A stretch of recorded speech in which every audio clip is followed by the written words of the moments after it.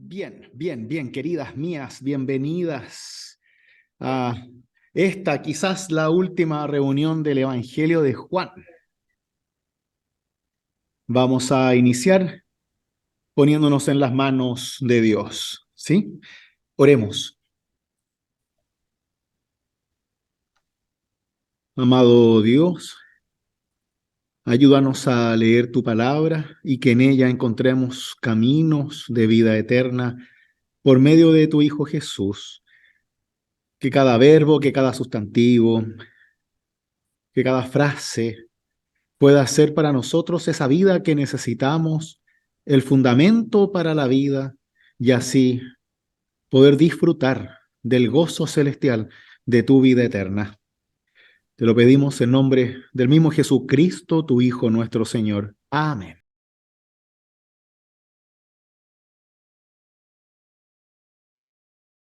Estuvimos trabajando la semana pasada sobre estas apariciones de Jesús a sus discípulos, ¿no? Se aparece 2 veces, cuando están las puertas cerradas, trancadas por miedo a los judíos. Los discípulos aún no comprenden, todavía no están seguros, probablemente con algunos conflictos entre ellos, pero Jesús se pone en medio de ellos para desearles paz. Y esa es la paz que debe reinar en sus corazones, a pesar del dolor, la impotencia y todo lo malo que les está sucediendo. Acaban de perder a su maestro, amigo y Señor. Finalmente, Jesús lo que hace es decirle a Tomás que debe creer sin ver, que debe confiar sin ver, porque así le va a tocar también a todos los demás cristianos que no son los discípulos, como nosotros, que 2000 años después creemos sin haber visto, sino que creemos por el testimonio que se ha ido dando de generación en generación. Es así como llegamos a la parte final del capítulo 20 del Evangelio de Juan, que ofrece una primera conclusión del mismo Evangelio. Aquí algo se vio la semana pasada, pero lo vamos a leer de nuevo. En el versículo 30 y 31 del capítulo 20 dice: Jesús realizó además muchos otros signos en presencia de sus discípulos que no se encuentran relatados en este libro. Estos han sido escritos para que ustedes crean que Jesús es el Mesías, el Hijo de Dios, y creyendo tengan vida en su nombre. Precisamente en estas palabras vemos algo que es realmente importante, que es la intencionalidad, el objetivo del Evangelio. Siempre decimos y repetimos que el Evangelio y de toda la Biblia no está hecha para demostrar la existencia de Dios, no está hecha para explicar cómo se forja el mundo, sino que está escrito, redactado desde una experiencia de fe que busca la fe.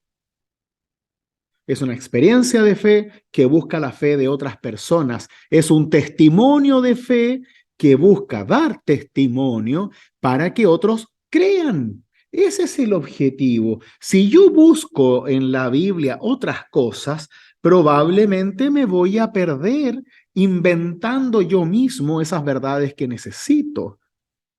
Pero lo que la misma Biblia nos dice, especialmente aquí con mucha claridad en el Evangelio de Juan, es que todo lo que está escrito es para que creamos. Lo que no está escrito, no está. Simplemente no está. ¿Por qué? Porque con esto basta. Es suficiente. Claro, uno siempre quiere controlar, tener más. Y nos gustaría tener una biblioteca de dichos de Jesús. Y a la larga lo único que vamos a lograr es separarnos más y pelearnos más por más necesidad de interpretación. Seríamos más parecidos al Islam, que a un cristianismo del siglo XXI. Estaríamos peleando por las verdades y por las leyes y las normas en vez de fijarnos en la fe. Por eso dice que hay muchos signos, milagros, dichos que no están en este libro, que no se encuentran en el Evangelio, pero los que sí están, están hechos para que creamos y así, creyendo en Cristo, tengamos vida en su nombre. Ese es el objetivo. Si usamos la Biblia para controlar, para condenar, para hacer daño, entonces no estamos dando vida, estamos dando muerte, que es justamente lo contrario para lo cual la Biblia está hecha. Así que tengamos siempre esto presente. La idea es que con la lectura de la Biblia creemos. Y si creemos, tenemos vida. Y esa es la vida que buscamos en Cristo Jesús. El Evangelio de Juan nos ofrece dos finales, el del capítulo 20 y el del capítulo 21. Algunos especialistas sostienen que es probable que el segundo final del capítulo 21 pueda haber sido recolectado después, en una segunda edición del Evangelio. No lo sabemos, pero están ahí. Vamos a darnos cuenta porque esta misma conclusión que acabo de leer también va a repetirse al final del capítulo 21.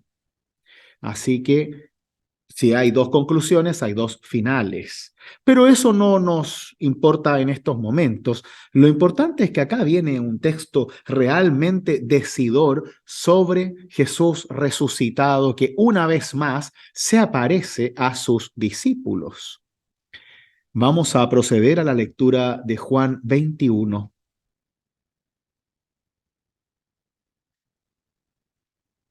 Dice así: Después de esto, Jesús se apareció otra vez a los discípulos a orillas del mar de Tiberíades. Sucedió así. Estaban juntos Simón Pedro, Tomás, llamado el mellizo, Natanael, el de Caná de Galilea, los hijos de Zebedeo y otros dos discípulos. Simón Pedro les dijo: Voy a pescar. Ellos le respondieron: Vamos también nosotros. Salieron y subieron a la barca, pero esa noche no pescaron nada. Al amanecer, Jesús estaba en la orilla, aunque los discípulos no sabían que era él. Jesús les dijo: Muchachos, ¿tienen algo para comer? Ellos respondieron: No. Él les dijo: Tiren la red a la derecha de la barca y encontrarán. Ellos la tiraron y se llenó tanto de peces que no podían arrastrarla. El discípulo al que Jesús amaba dijo a Pedro: ¡Es el Señor! Cuando Simón Pedro oyó que era el Señor, se ciñó la túnica, que era lo único que llevaba puesto, y se tiró al agua. Los otros discípulos fueron a la barca, arrastrando la red con los peces, porque estaban solo a unos 100 metros de la orilla. Al bajar a tierra, vieron que había fuego preparado, un pescado sobre las brasas y pan. Jesús les dijo: Traigan algunos de los pescados que acaban de sacar. Simón Pedro subió a la barca y sacó la red a tierra, llena de peces grandes. Eran 153. Y a pesar de ser tantos, la red no se rompió. Jesús les dijo: Vengan a comer. Ninguno de los discípulos se atrevía a preguntarle: ¿Quién eres? Porque sabían que era el Señor. Jesús se acercó, tomó el pan y se los dio. E hizo lo mismo con el pescado. Esta fue la tercera vez que Jesús resucitado se apareció a sus discípulos. Hasta aquí la lectura, esta es palabra de Dios. Jesús se aparece una vez más. La tercera, si no me equivoco. Estaban los discípulos, Pedro, Tomás, Natanael y otros dos discípulos, los hijos de Zebedeo.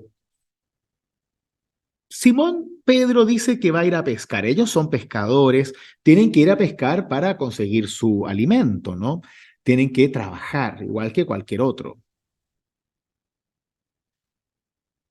Vamos también nosotros. Yo me imagino esa escena como, ya que no tenemos nada que hacer, vamos. Como que están relajados, suben a la barca y esa noche no pescaron nada. Al amanecer, a Juan le encanta el anochecer y el amanecer, ¿no? Cuando aún estaba oscuro, Jesús estaba en la orilla, pero los discípulos no sabían que era Él. Qué interesante es que Jesús, por primera vez, está en la otra orilla. Acá se cumple lo prometido en todo el Evangelio.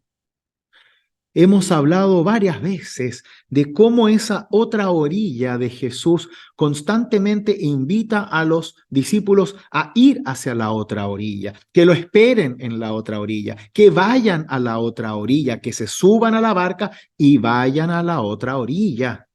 Ahora es Jesús quien está esperándolos en la otra orilla.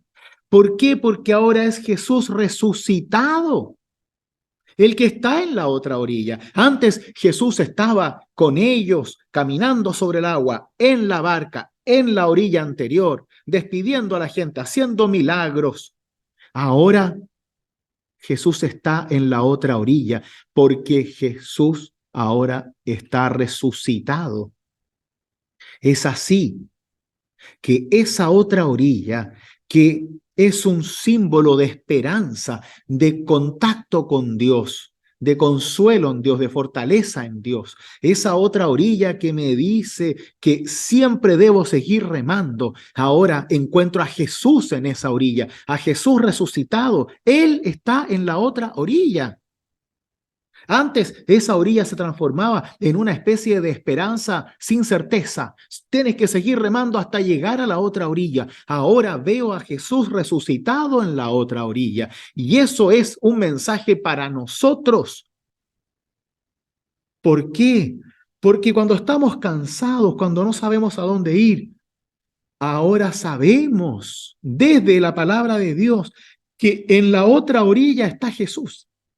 Está Jesús resucitado.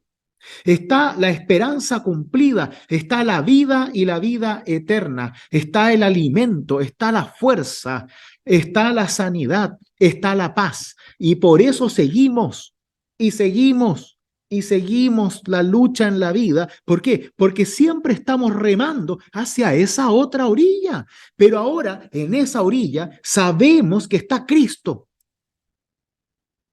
resucitado, habiendo cumplido su promesa de resurrección, habiendo vencido la muerte y el pecado, ahora nos espera a nosotros en esa orilla. ¿Y cómo nos espera? Con un festín, con unos pescados asados, con un pan. Es un símbolo de la resurrección, que en la otra orilla nos encontramos con Cristo Jesús y Él nos espera con alimento. Y nosotros llevamos todo lo que tenemos, todo lo que somos.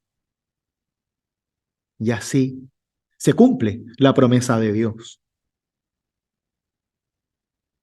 Porque Jesús está en esa orilla a la cual nos dirigimos. Y Jesús es tan maravilloso que incluso hace pensar en este momento como algo normal, algo natural.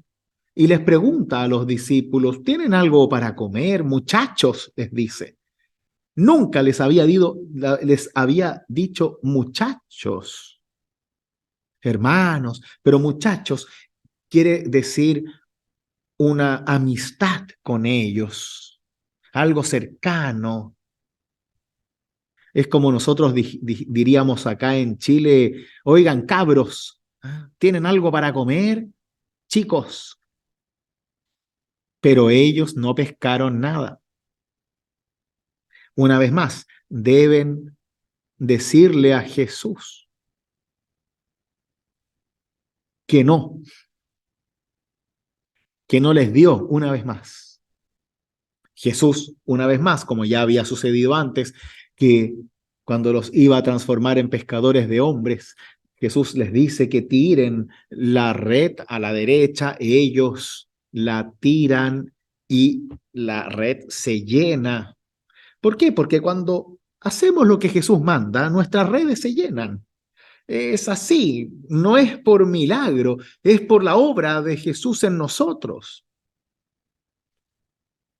Y es así como el discípulo amado se da cuenta, obvio, de que era Jesús. Los demás parece que eran más lentos. Se lo dice a Pedro, que siempre le cuesta creer. Es el Señor, le dice. Y así Pedro se ciñe la túnica y se lanza al agua. Como siempre, muy impetuoso nuestro amigo Pedro. No le importa nada, se lanza. Y los otros discípulos van en la barca, un poco más pausados, capaz que llegan antes que Pedro, porque dice que estaban solo a unos 100 metros. ¿Alguien de ustedes ha nadado 100 metros? Son 100 metros, es harto para nadar. Es mucho, especialmente para alguien que no está acostumbrado a nadar. Una cosa es que ellos hayan sido pescadores y otra es que sean nadadores profesionales. Obvio que sabían nadar, pero 100 metros es harto.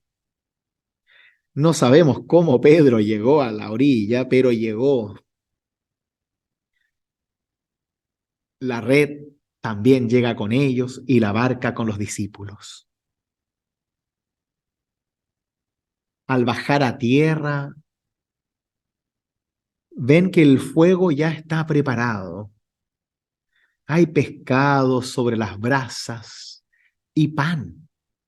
Ellos traen también pescados que Jesús les pide.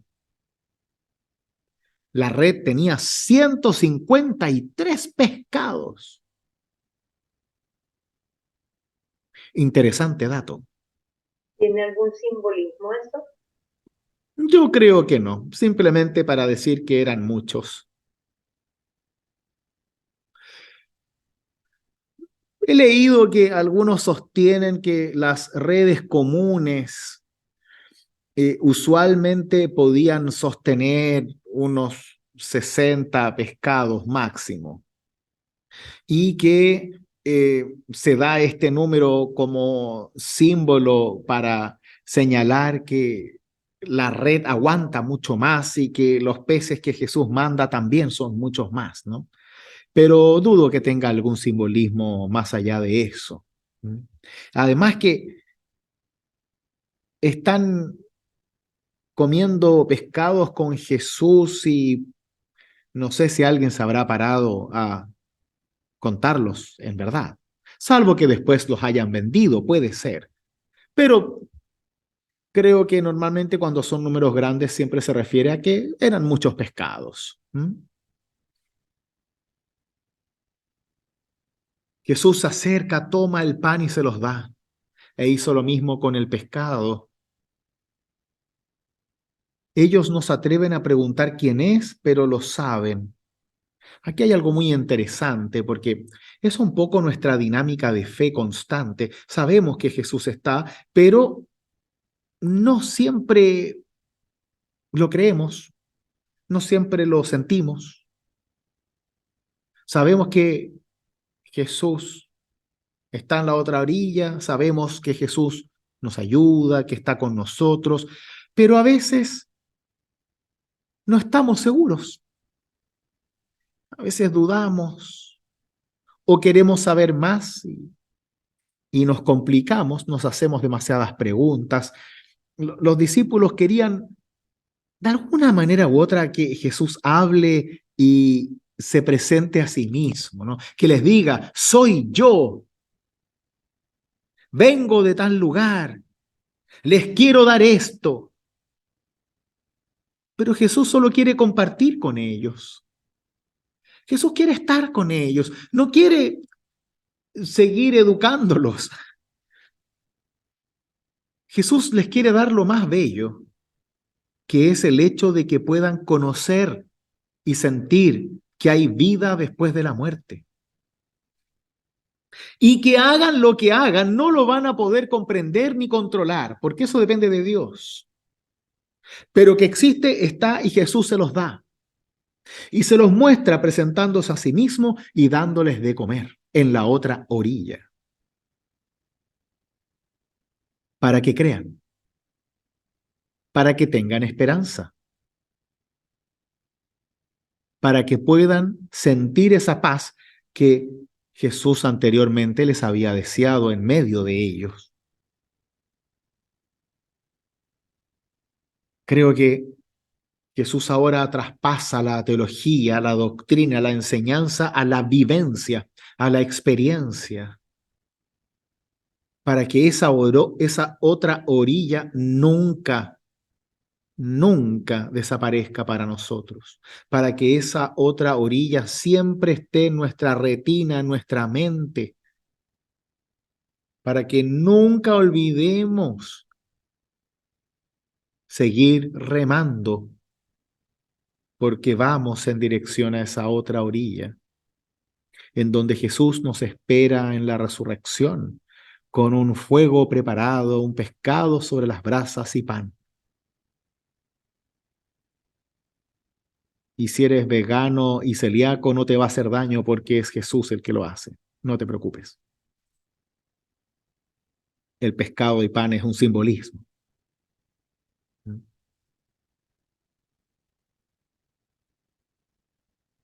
Así fue que Jesús resucitado se presenta por tercera vez a sus discípulos. Y luego de esa comida, Jesús tiene un diálogo con Pedro que no deja de sorprendernos. Vamos a leerlo desde el versículo 15 en adelante. Dice así: Después de comer, Jesús dijo a Simón Pedro: Simón, hijo de Juan, ¿me amas más que a estos? Él le respondió: Sí, Señor, tú sabes que te quiero. Jesús le dijo: Apacienta mis corderos. Le volvió a decir por segunda vez: Simón, hijo de Juan, ¿me amas? Él le respondió: Sí, Señor, sabes que te quiero. Jesús le dijo: Apacienta mis ovejas. Le preguntó por tercera vez: Simón, hijo de Juan, ¿me quieres? Pedro se entristeció de que por tercera vez le preguntara si lo quería y le dijo: Señor, tú lo sabes todo, sabes que te quiero. Jesús le dijo: Apacienta a mis ovejas. Te aseguro que cuando eras joven tú mismo te vestías e ibas a donde querías, pero cuando seas viejo extenderás tus brazos y otro te atará y te llevará a donde no quieras. De esta manera indicaba con qué muerte Pedro debía glorificar a Dios. Y después de hablar así le dijo: Sígueme. Pedro, volviéndose, vio que lo seguía el discípulo al que Jesús amaba, el mismo que durante la cena se había reclinado sobre Jesús y le había preguntado: Señor, ¿quién es el que te va a entregar? Cuando Pedro lo vio, preguntó a Jesús: Señor, ¿y qué será de este? Jesús le respondió: Si yo quiero que él quede hasta mi venida, ¿qué te importa? Tú sígueme. Entonces se divulgó entre los hermanos el rumor de que aquel discípulo no moriría. Pero Jesús no había dicho a Pedro: él no morirá, sino: si yo quiero que él quede hasta mi venida, ¿qué te importa? Este mismo discípulo es el que da testimonio de estas cosas y el que las ha escrito, y sabemos que su testimonio es verdadero. Jesús hizo también otras cosas. Si se las relata detalladamente, pienso que no bastaría todo el mundo para contener los libros que se escribirían. Hasta aquí la lectura es palabra de Dios. Vemos un diálogo de Jesús con Pedro que produce la tristeza de Pedro. Es un poco extraño de comprender. Yo todavía no termino bien de entenderlo por completo. Sí hay algo claro. Jesús pregunta sobre el amor de Pedro y Pedro le responde con un querer. En el griego esto se nota muy claro porque el amor al cual se refiere Jesús es el ágape, que es el amor de Dios. Y el amor con el cual le responde Pedro es el filos, que es el amor humano. Jesús habla del amor divino y Pedro habla del amor humano. No sabemos si es que en realidad Jesús busca que Pedro lo ame con amor divino, pero Pedro entiende que no puede y le dice que lo ama con amor humano, ¿no?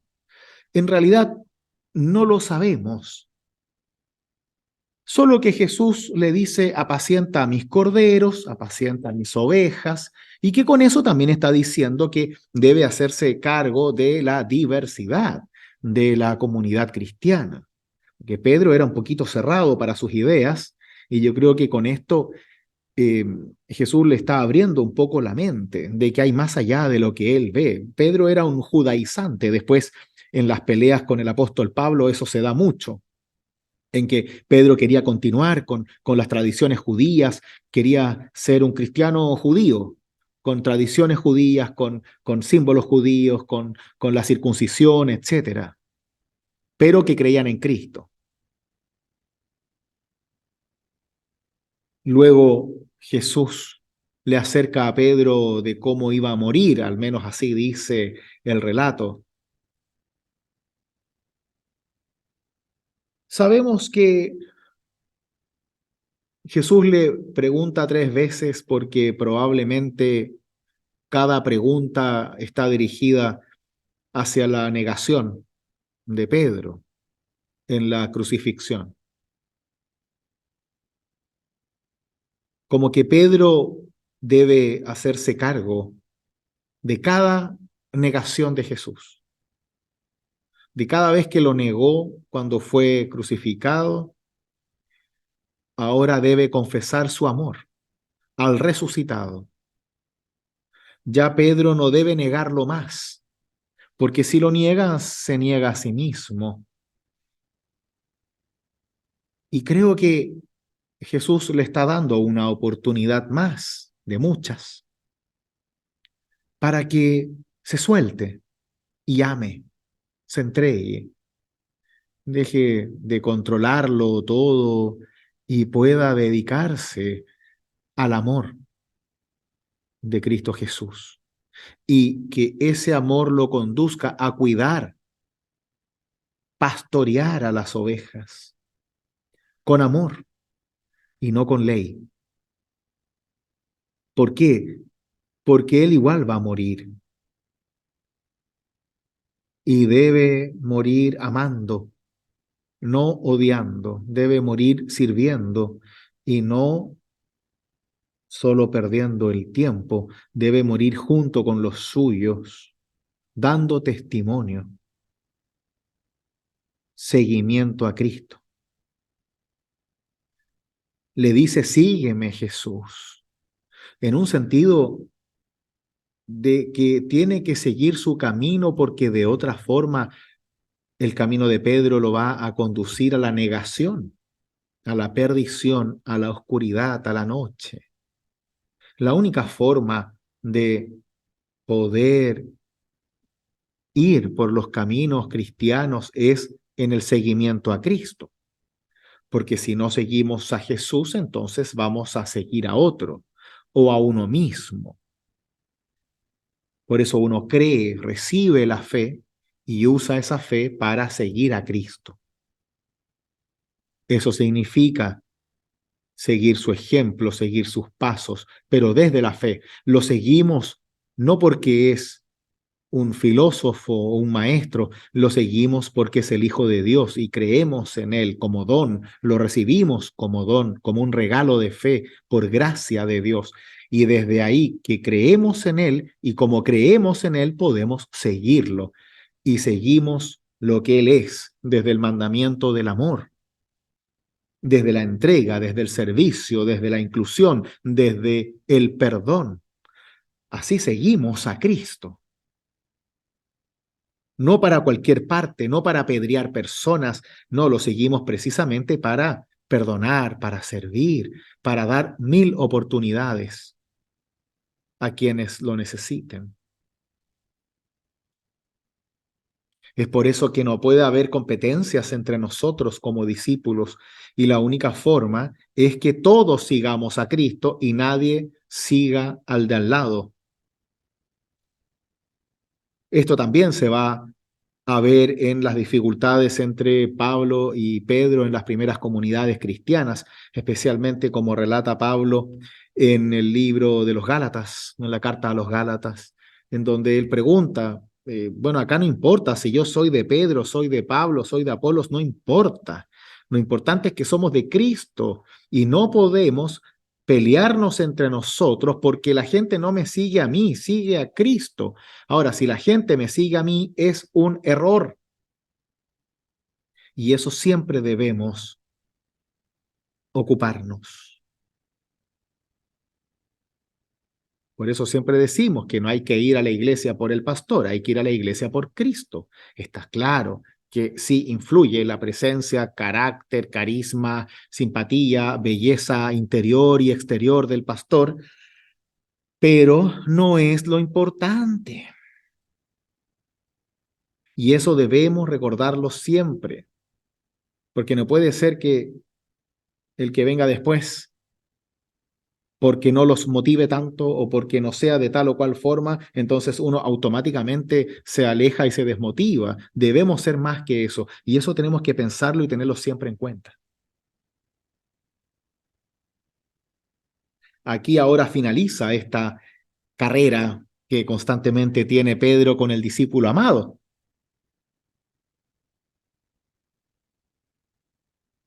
Y Pedro ve que el discípulo amado sigue a Jesús. Lo sigue de cerca, como con personalidad. Es como yo soy de este.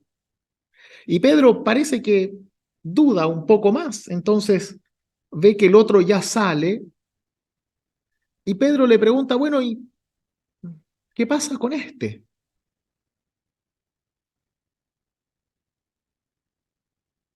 Y Jesús le responde, si yo quiero que él quede hasta mi venida, ¿qué te importa? Tú, sígueme. No te preocupes lo que está haciendo él. Sígueme. ¿No te acabo de decir eso? ¿Por qué lo empiezas a mirar a él? Mírame a mí. Deja de competir. Mírame a mí. Parece que a Pedro le cuesta concentrarse en la misión. O necesita mucho el afecto de Jesús. ¿Qué te importa? Tú sígueme. Y ahora probablemente una edición más editorial del Evangelio nos lanza este versículo 23 en donde se dice que entre los hermanos se divulgó el rumor de que el discípulo no iba a morir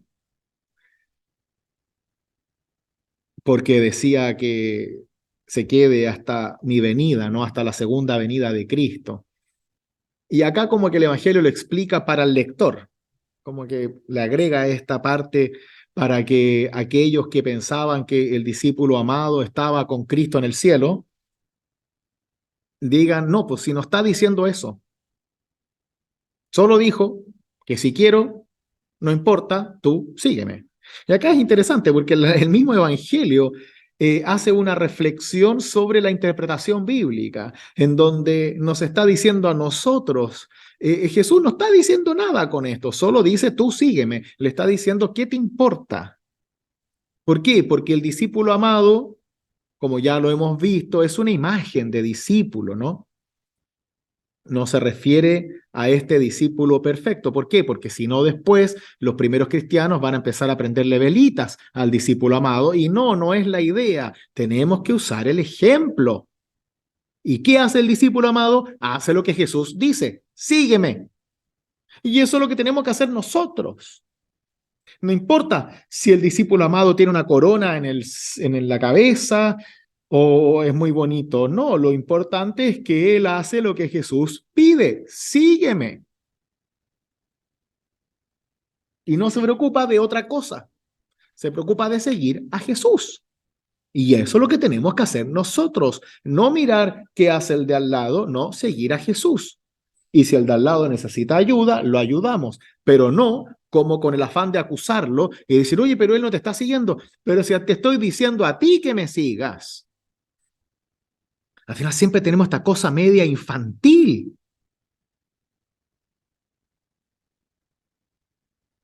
Y para no continuar con esas dudas sobre este discípulo,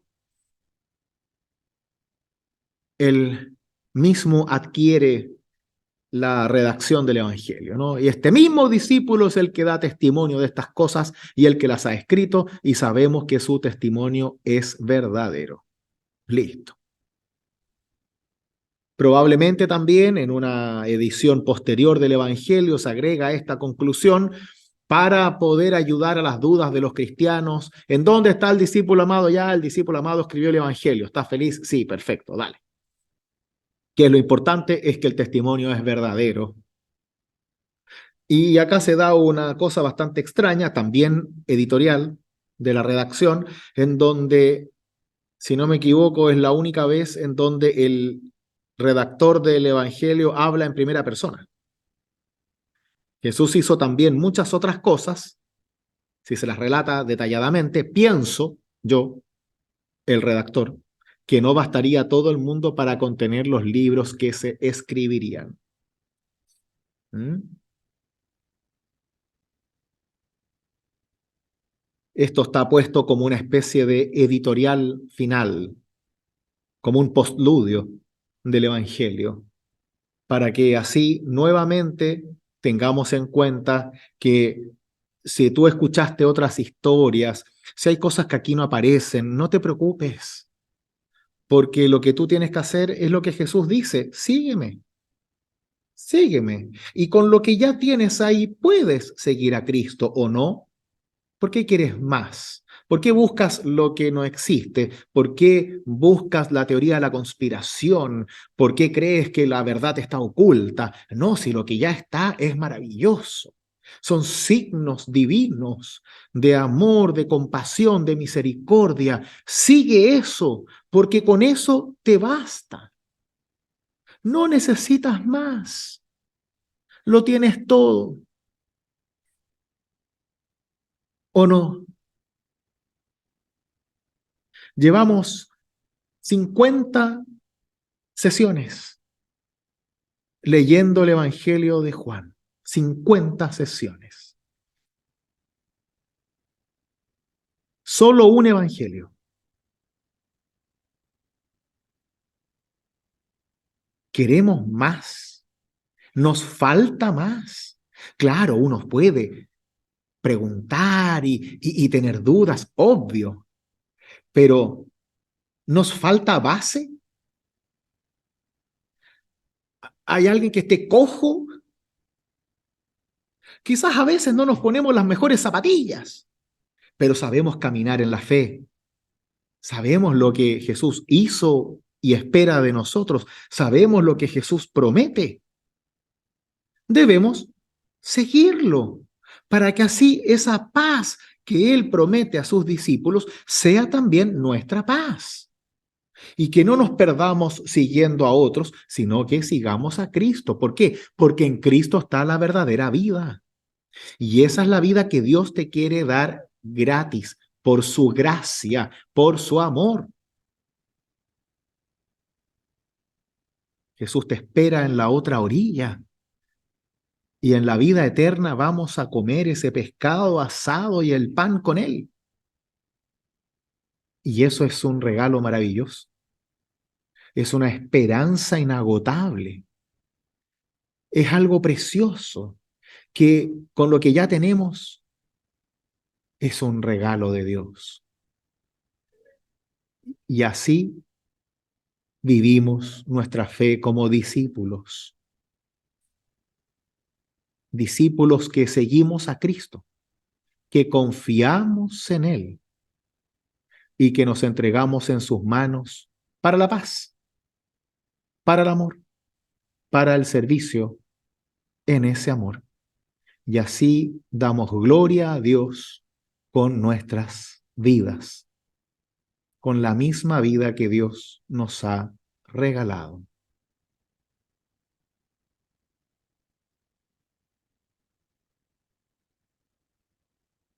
No podemos pedir mucho más. Podemos pedir más milagros. Bueno, yo pediría más bien que estemos todos en la misma barca,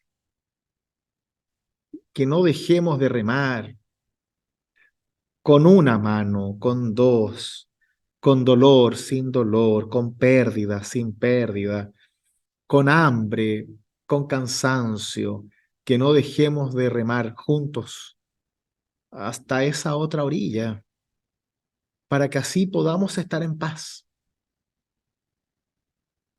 Aunque haya guerra en nuestro corazón o en nuestro entorno, el cristiano sabe que siguiendo a Cristo siente paz. Esté donde esté, haga lo que haga, sufra lo que sufra. Cuando estamos con Cristo, estamos en paz. Y esa es la paz que recibimos cuando seguimos sus pasos, seguimos su mandamiento de amor, cuando nos hacemos cargo de la fe que tenemos.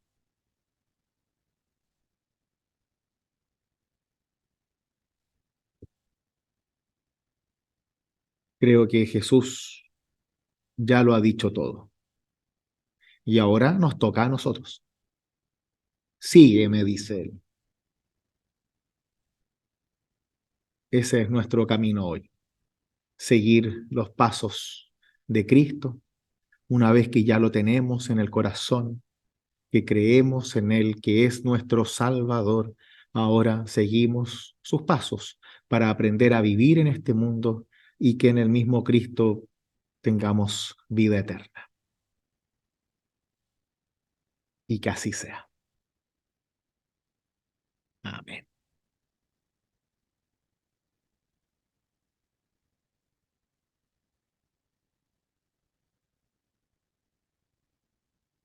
Así llegamos al final del Evangelio.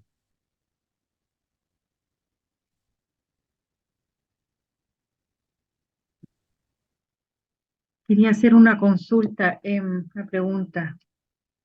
Igual yo no entiendo cuando le contesta apacienta mis corderos y apacienta mis ovejas. ¿A qué se refiere con mis corderos? Igual no lo entiendo. ¿Por qué le contesta así cuando él le dice, Señor, yo te quiero? O, sí, no entiendo la relación. Si Jesús es el pastor, entonces las ovejas y los corderos somos nosotros. Y la labor de Pedro es apacentar las ovejas y los corderos. Lo que creo yo está haciendo Jesús es recordarle a Pedro cuál es su rol. Quizás para decirle que él va a ser también un pastor de ovejas, que el buen pastor es Cristo, pero hay otros pastores como uno que trata de apacentar a las ovejas, guiarlas hacia el alimento sano y tratar de hacerles bien. Creo que es lo que Pedro debe hacer, dejar de preocuparse de sí mismo y empezar a servir. Así lo entiendo yo, porque Jesús hace en el Evangelio de Juan, si recordarán, este paralelo con el buen pastor, el que no es como el lobo que le hace daño a las ovejas, sino que las ovejas entran por la puerta, él les abre, las cuida, las protege, pero Jesús ahora se va y son los discípulos los encargados de esas ovejas. Lo mismo cuando Jesús veía que las personas estaban como ovejas sin pastor. Bueno, hay muchas personas que están como ovejas sin pastor y eso es nuestro trabajo, que puedan reconocer en Cristo a su pastor y que puedan seguir a Cristo igual que nosotros.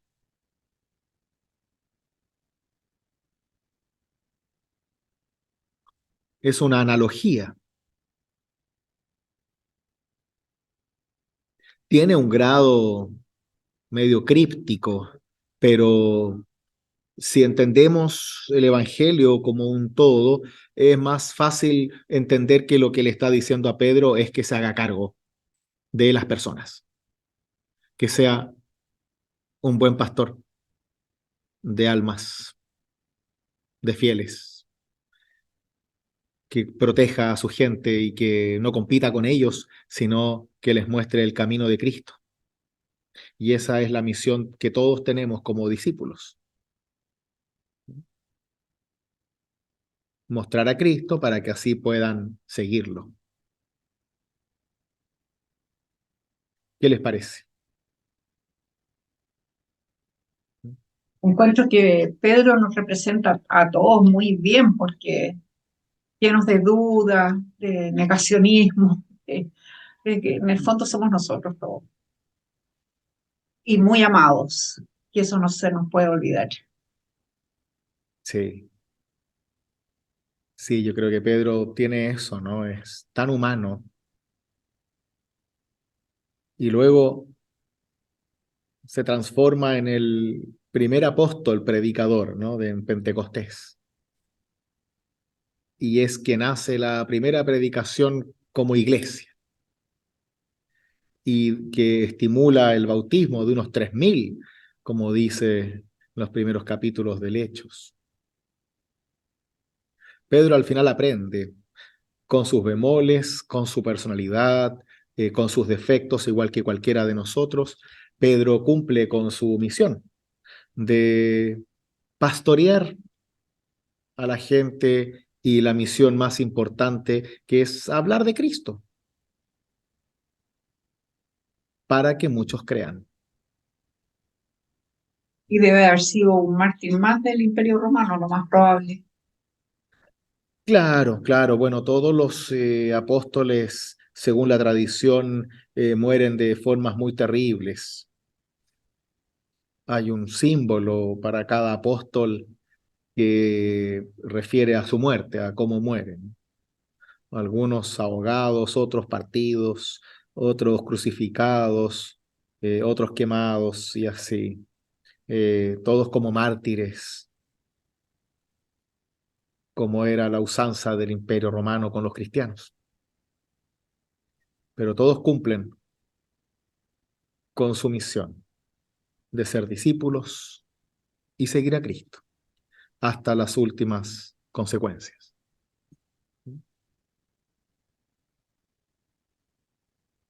Y ahora nos toca a nosotros. No significa que tenemos que morirnos. Tratemos de que no. Significa que tenemos que estar seguros de lo que creemos y poder ser como pastores y pastoras para aquellos que son como ovejas sin pastor y poder abrazarlos, amarlos, guiarlos hacia el seguimiento a Cristo, no a nosotros, a Cristo.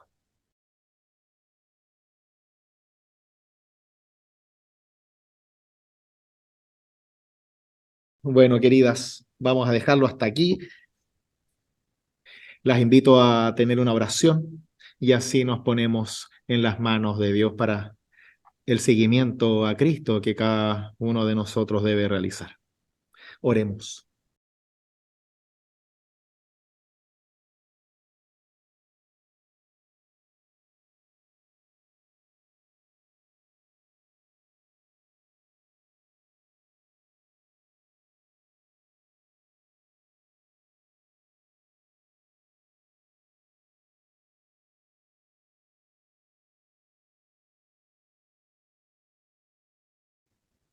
Amado Dios, no podemos más que darte gracias por tu eterno amor por nosotros, porque tú, buen Dios, eres quien nos ayuda, nos inspira, y eres tú quien nos dio a Cristo para poder seguir sus pasos, aprender de Él y recibir la fe.